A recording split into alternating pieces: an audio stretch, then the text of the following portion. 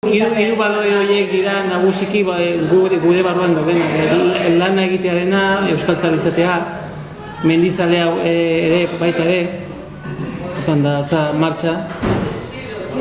Berreun hori ere oso importantea da, ez pentsa jazen jendeagian gehitzen, ez? Gehien txenak azkeneko unen, baina urtean zehar ere ibilbideek ikusteko, mendi garbitzeko, daneako dauzko launtzari. Bi aldiz esan beharrik ez daukuna.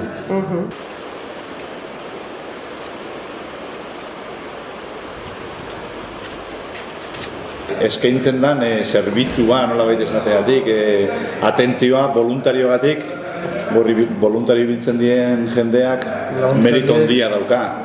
Eta beti izaten digute, jendea oso ondo tratatzen duela, oso gustu erauten da jendea atentzio horrekin, da horrek ere badauka, aho asko zabaldu da, adibidez. Eta nik uste eta aho zabaltzeko izan da gakoetako bat, igual hori anoa postutan dauten da jendea, eta ez dakit. Eta jateko dutena kantua da. Baita ere, jateko duten da broma. Guk hasieratik antolatu genduna da, ibilbide luzeko martxa bat. Gero popularra egin da, baina gure asmoa sekula ez da hori izan. Ez da izan umea juteko martxa bat, ez da izan martxa popularra. Eta, klaro, 54ko martxa hori, eskobalanak egitea, plastiko danak kendu eta bar, zugaratzi zuen. Gero, azte bete dezkoan harta. Pasatu genuen neki ibili zen leku hartan. Ibili zen zintzo mintze, ibili zen ikastola, ibili zen ostadar, goierri, eta horregatik elkartu ginen dena. Eta hori zen filosofia, eta hori mantentzen. Eta horrendik da, ez? Eta hori nik uste dut hori baldala, magia hori, ez? Eta oso izan da punto klabe.